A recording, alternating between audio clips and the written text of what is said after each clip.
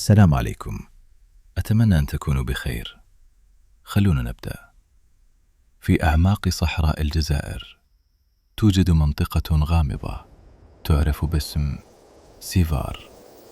مكان ليس كأي مكان، مكان حير العلماء، ولا تزال أسراره غير مفهومة إلى اليوم.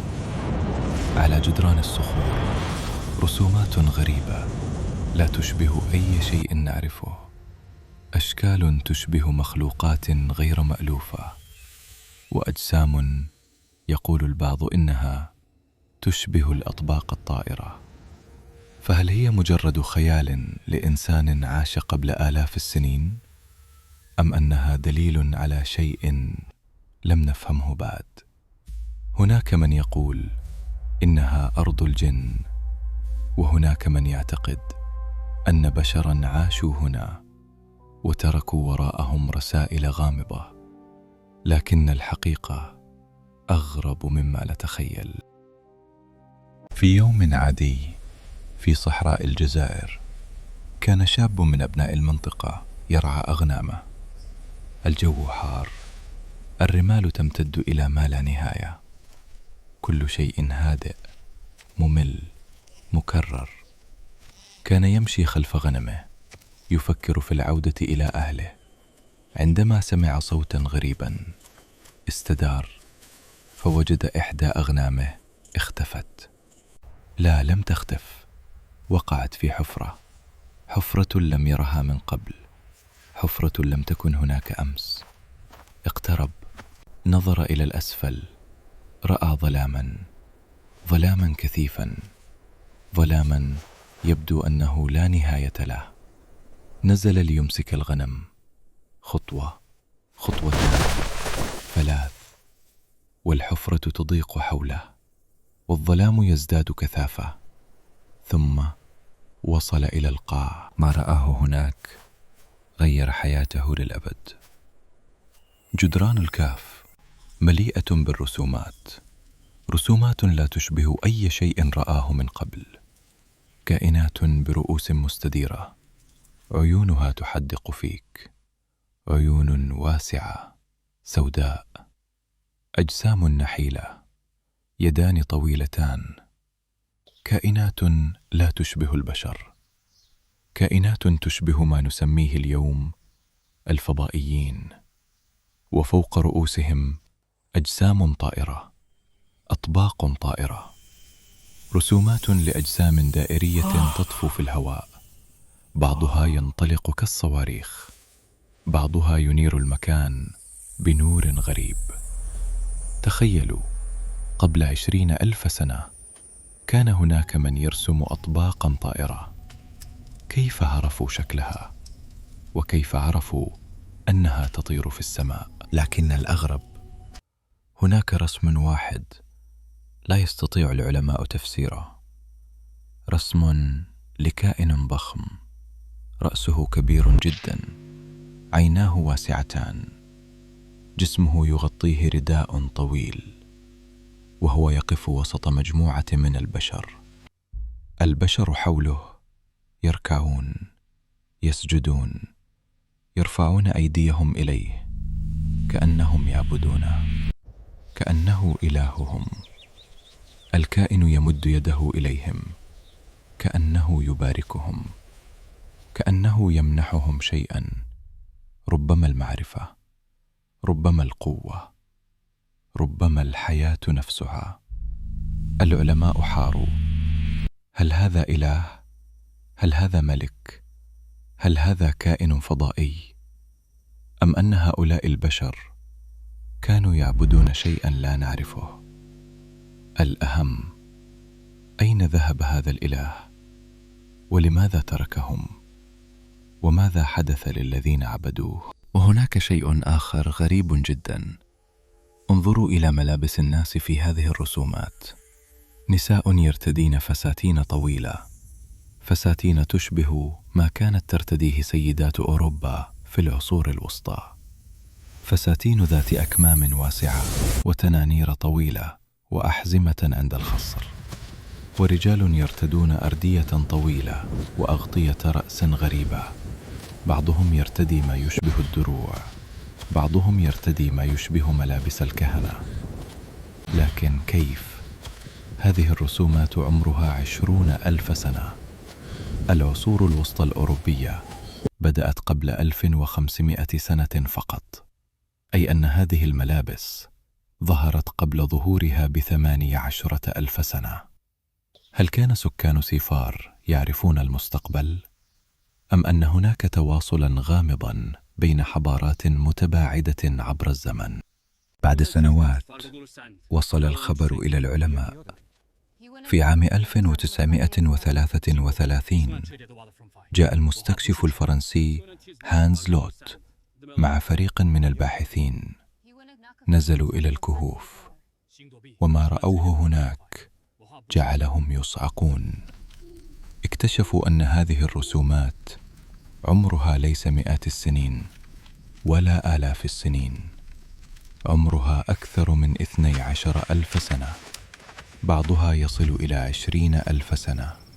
تخيلوا، قبل الأهرامات بآلاف السنين كانت هناك حضارة تعيش في هذه الصحراء، حضارة ترسم، حضارة تؤمن، حضارة اختفت. لكن السؤال الأكبر، لماذا اختفت؟ وأين ذهب سكانها؟ وهل هم حقا بشر؟ سكان المنطقة الأصليون الطوارق عندهم معتقدات مختلفة. بعضهم يقول إن هذه الرسومات من صنع بشر عاشوا هنا في الماضي البعيد، لكن جزءا منهم خاصة كبار السن يؤمنون أن هذه المنطقة مأهولة بالجن. يعتقدون أن الجن سكنوا هذه الكهوف قبل آلاف السنين، وما زال بعضهم موجودا حتى اليوم. يقال إن مدينة سيفار كانت مسكونة بالجن قبل خلق آدم بزمن طويل. كانوا يعيشون هناك، يرسمون على جدران الكهوف ثم اختفوا. لكن بعضهم يقول إنهم ما زالوا هناك في الأعماق يراقبون. السكان المحليون حتى الذين لا يؤمنون بوجود الجن يحذرون الزوار، يقولون: لا تدخلوا الكهوف وحدكم، لا تبقوا هناك بعد غروب الشمس. وهناك من يقول: لا تنادوا أحدا بأسمائه في تلك الكهوف. ليس بالضرورة أنهم يؤمنون بالجن، لكنهم يعرفون أن هذه المنطقة لها أسرارها. في بداية القرن العشرين سمع الساحر البريطاني الشهير أليستر كراولي عن هذه المدينة. قرر زيارتها، جمع 30 من أتباعه وسافر إلى صحراء الجزائر. دخلوا الكهوف. لمدة أيام كانوا يستكشفون، يرسمون، يدونون. ثم حدث شيء. خرج كراولي من الكهوف وحيدا، وجهه شاحب، عيناه مذعورتان. لم يتكلم، لم يجب على الأسئلة، كان يهمس بشيء غير مفهوم. 30 شخصا الذين دخلوا معه اختفوا، لم يعودوا أبدا. لم يعثر لهم على جثث، لا أثر لهم في أي مكان، كأن الأرض ابتلعتهم. مات كراولي بعد سنوات، ترك وثيقة غامضة مرسوم عليها رموز وخطوط غريبة، لا أحد يستطيع فك طلاسمها. يقال إن هذه الوثيقة موجودة اليوم في المتحف البريطاني. وقبل أن يموت قال جملة صارت أشهر من أن تنسى: إن عرش الشيطان موجود في هذه المنطقة. بسبب هذه القصص والحوادث الغريبة أطلقوا على سيفار اسم مثلث برمودا البري. اليوم أجزاء كبيرة من سيفار مغلقة.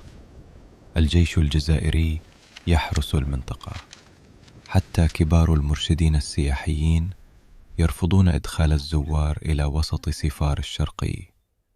يقولون إن هناك أماكن لا يمكن الوصول إليها، أماكن تختفي فيها البوصلة، أماكن تنقطع فيها الاتصالات، أماكن تشعر فيها أنك مراقب.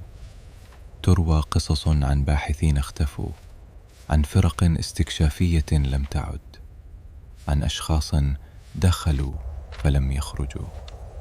هل هي أساطير؟ ربما، لكن هل تجرؤ على اكتشافها بنفسك؟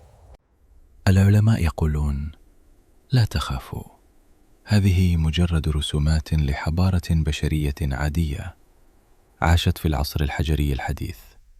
كانت تمارس الزراعة والرعي، وعثروا فيها على أدوات حجرية وأدوات صيد وبقايا عظام، كلها تدل على أن بشراً عاشوا هناك. لكن لماذا رسم الإنسان القديم هذه الكائنات الغريبة؟ لماذا رسم أطباقاً طائرة؟ لماذا رسم إلهاً عملاقاً يعبدونه؟ لماذا رسم نفسه بملابس من العصور الوسطى قبل 18,000 سنة من ظهورها؟ العلماء يقولون: ربما كانت طقوساً دينية، ربما كانت أحلاماً، ربما كانوا يرون أشياء لا نفهمها. لكن هل هذا يفسر اختفاء 30 شخصاً؟ هل يفسر الوثيقة الغامضة التي تركها كراولي؟ هل يفسر ما قاله عن عرش الشيطان؟